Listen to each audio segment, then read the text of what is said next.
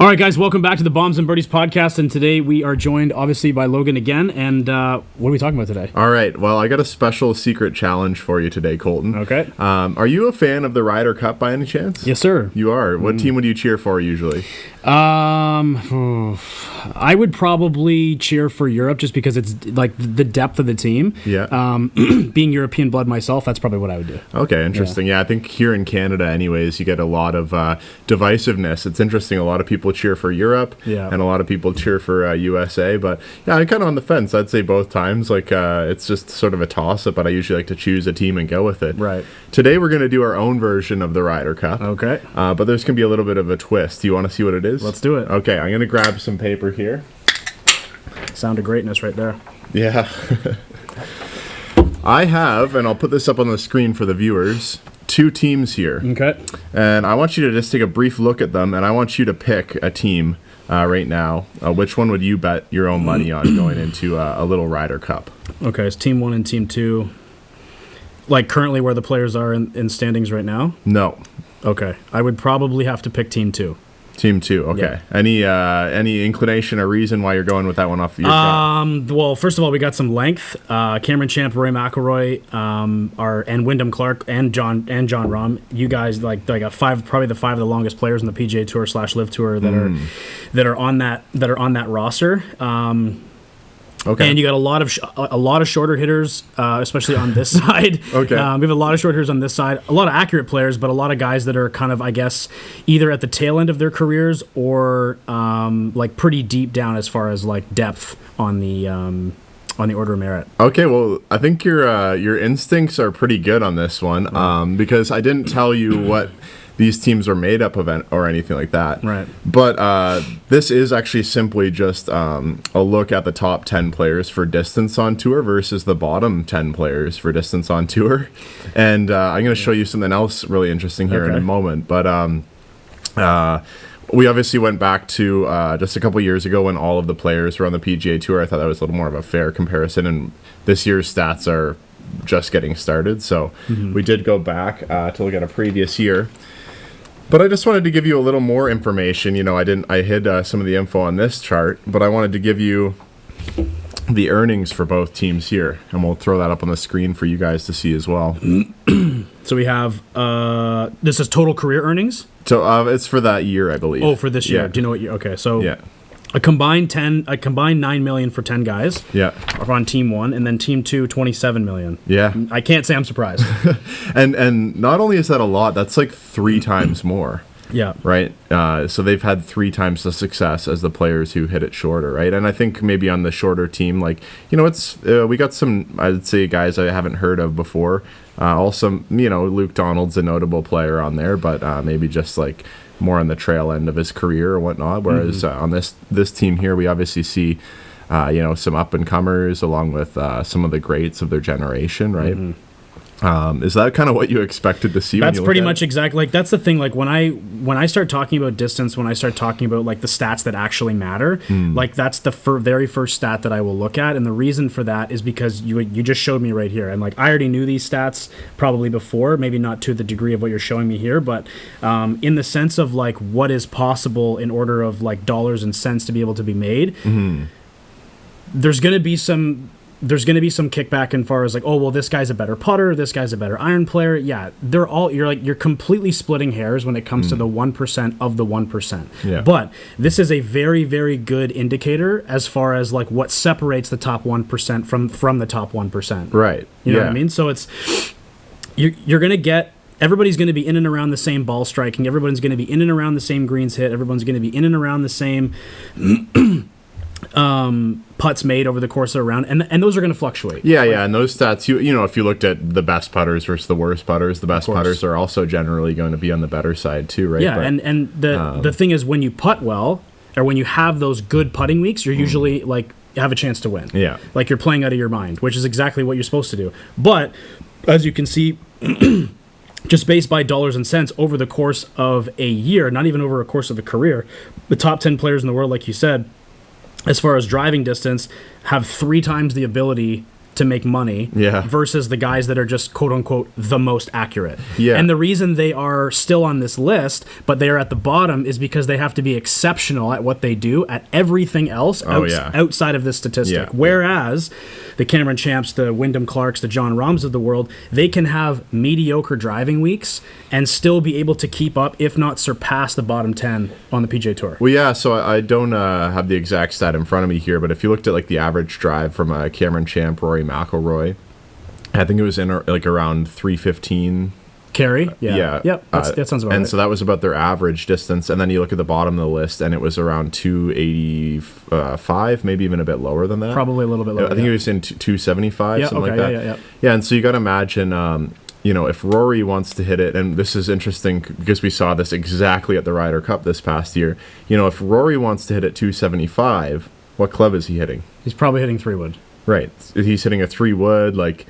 Maybe even something less. Yeah, so if he wants to actually hit it that same distance because it's beneficial on a hole or something like that, he always has the option to hit it less distance. But your Brian Stewart or Brendan Todd never has the option to hit it 315 if they have to, right? No. And there's an interesting story. I don't know if you guys watched the Ryder Cup, but there was a controversial moment on the final day when was it Justin Thomas or Jordan Spieth? I think it was Justin Thomas. Probably was on the par 4. It was the short par 4. Everyone was kind of like going for the green. And Zach Johnson came up to him and he like whispered something in his ear, started to have a conversation, and he told him to hit a driver. And he ends up hitting the driver, and I think it got caught up in the wind and hit the water, right? Yeah. And then Rory comes up after, and he takes a 3-wood and just like stuffs it on the green. Yeah. Which is kind of... It's one of those things where... And actually that, like, the Ryder Cup was set up in a way so that obviously European had the advantage. Like, they set up the tees in specific spots based on, like... Right. Because they looked at the team and they're like, okay, Scotty Scheffler hits his driver this far, or he hits his irons this far. And they averaged it out where it would put them in awkward positions off of the tee. So they were either forced to completely try to carry everything, which was most likely not doable because the European team was longer. Right. So they set up the golf course a little bit longer, considering they had the length and the depth in order to put themselves in better positions to score off the tee. Right. That's really interesting sort of strategy. And I mean, obviously they won, even though they were, highly favored to lose in that situation, which is didn't just win, dominated. Yeah, they dominated. Right? And I don't think a lot of people know that, where like they actually, like, when the U.S. picks the golf course, they set up the golf course in a way to give themselves the best advantage. Right. Like if they have more guys that shape the ball left to right versus right to left, they're going to set up specific holes and tee boxes to the best of their ability within the real estate to be able to give themselves the best advantage. And that's exactly what happened in the Ryder Cup. So this is like being able to, if you guys don't think that distance actually matters, like just look even at the top of the line at the PGA Tour, top 10 versus bottom 10, and there's what do you have, 3 times the amount? You have 9 million combined between 10 guys, and that's essentially, you got one guy that made over $1 million, or 3 guys that made over $1 million bucks, and that's probably because they won, or they probably had a couple top 10s. Everybody else is in and around the $500,000 mark. Yeah, look at Vaughn Taylor. I mean, $358,000 is a lot of money for most people, but I actually would find that probably difficult to even earn a living on the PGA Tour making that much when you have to include travel expenses and fees, all of your coaches, your caddy expenses, taxes, all those things come off there, and he's probably making a very modest living, if not scraping by. Like, some of those players are probably really questioning, like, is pro golf it? I mean, maybe the sponsorship offsets that a little bit. Hard to say. Yeah, I mean, but that's the thing. Like, the bottom 10 guys aren't getting TV time. Yeah, they're not getting TV time, and I guess they're also fighting for their jobs too each and every week. 100%. Which has got to be stressful. That's why you'll see, like, that's why it's impressive to see guys at the top level keep their card for like decades. Like that's more impressive to me. Like the Ian Poulters of the world, that they keep their card for like 20 plus years, and it's like you just never lose it. But at the end of the day, you also have guys that are on the PGA Tour that you probably have never ever heard of, that again are like barely making a living, because at the end of the day, like, at least I can only speak to it from a mini tour and like a Canadian tour level, but at like the Corn Ferry Tour, like you got guys that caddies are making more than players. Yeah, probably a lot of them are, right? Right, because you got to get them there. You have to get yourself there. You got to put them up. They have a flat fee. There's less risk involved in being the caddy, right? But then I guess there's less reward on the other end, where if obviously if you're Scotty Scheffler this year, you're making a lot more than his caddy would be, right? Yeah. But yeah, like I think a lot of people have this big misconception that like every PGA Tour player is like loaded, and at the end of the day, that's just not the case. Like maybe the top 20 guys out of the top 125 are like actually making like a 7-figure income, and then like maybe even not. Like you got guys in the top 10 here, like like Joseph Bramlett, who's like less than $500,000 a year. I'm not saying that's like not a lot of money, but like it is. But at the end of the day, those are career earnings, and you have tax, and you have caddy fees, and you have all that stuff. Like he's probably cooking maybe $250,000 a year, maybe. Yeah, and I mean, a lot of guys are saying, okay, maybe that's an outlier. That proves that distance doesn't matter. Okay, we got a couple names on there, but it's like we're looking at the average, the overall, right? Not just. Yeah, of course, and it's like it's going to be one of those things where you're going to have exceptions to the rule. Mm-hmm. You're always going to have exceptions to the rule, and I think a lot of people always focus on the exceptions to the rule, right? Whereas like rather than focus on the grand scheme of things of like what's actually glaring, which is the biggest deciding factor here is distance off the tee. Guys will be like, oh, well, Brian Harmon, he won the U.S. Open, or he did this, he did that. And it's like, well, that's all great, fine and dandy. But at the end of the day, if you're not, this is the deciding factor. So if you guys are not chasing distance, like you guys are way behind the 8 ball. All right, Colton. So obviously, I think you could say that this would be true if we did the same thing with a lot of other stats. Like if you took the top 10 players at putting versus the bottom 10, they would probably do better. And it's the same with like driving accuracy, probably greens in regulation. There's a few stats that you could do this with. But I think the interesting thing is that, for example, if you improve your putting, that's great. Yep. You'll shoot lower scores. Sure. But it doesn't impact or bleed into other areas of your game, right? That's correct. Whereas if you improved your driving and you're one of the, added 20 yards to your game, you're now going to increase your greens in reg probably. You're probably going to increase your proximity to the pin, which is going to increase like your putting. So it sort of bleeds into all these other aspects, right? Yeah, and I think that's where a lot of people, like, they're not looking at the big picture of what actually matters, because if you're like, well, my shorter clubs are easier to hit and I hit more greens with shorter clubs. Okay, well, I want to hit more greens in regulation. Okay, you don't necessarily... within reason, you don't have to necessarily get like that much mechanically better. Right. But if I just give you more opportunities with 9-iron or wedges in your hand, you're statistically, and this is proven, like you're statistically going to hit the green more frequently. Yeah. So if you took like, what would be a good percentage of a player to hit a 7-iron? How often are they hitting the green? A third of the time? Yeah. So let's just use the example of like a 10 to 15 handicap. Like you're probably having a low to mid or long iron into most holes. Right.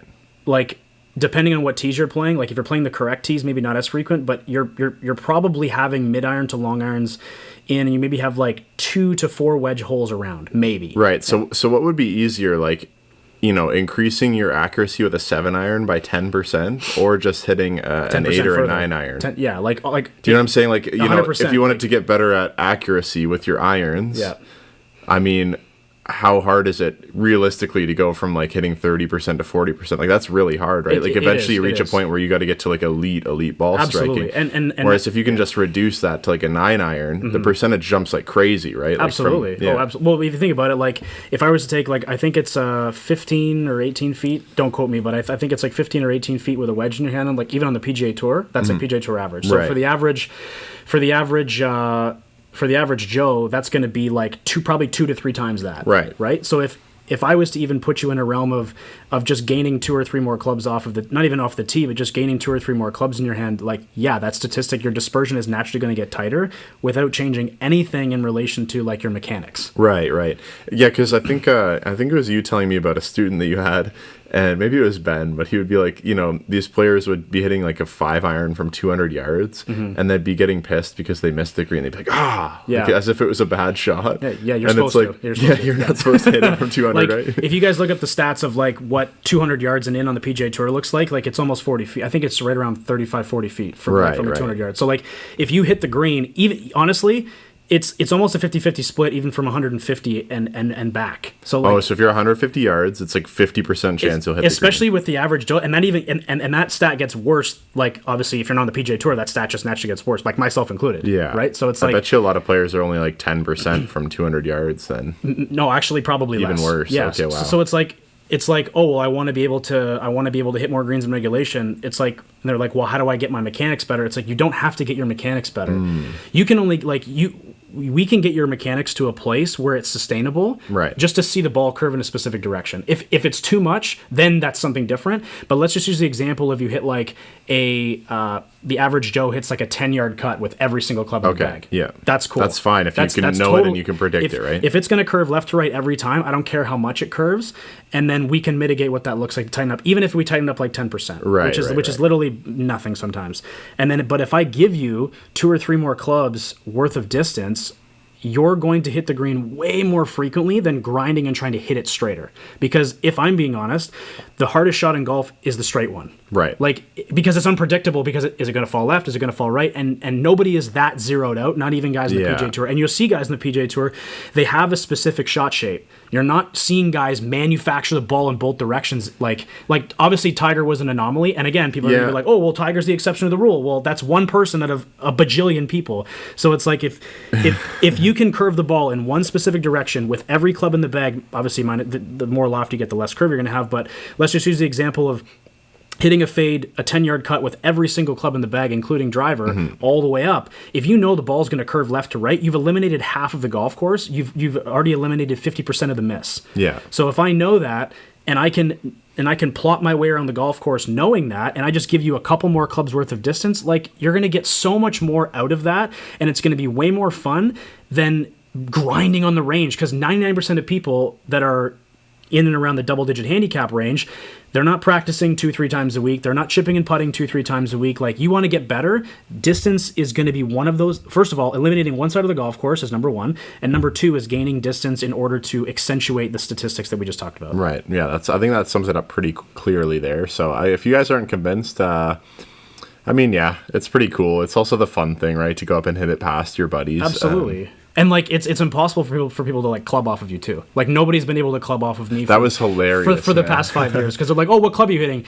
And I'm like, oh, well, I'm hitting a pitching wedge, and they're hitting like 8 irons. And it's like, well, don't try and club off of me because you can't do it. It was worse than that. I remember. So Colton and I were playing on a par 3 last summer.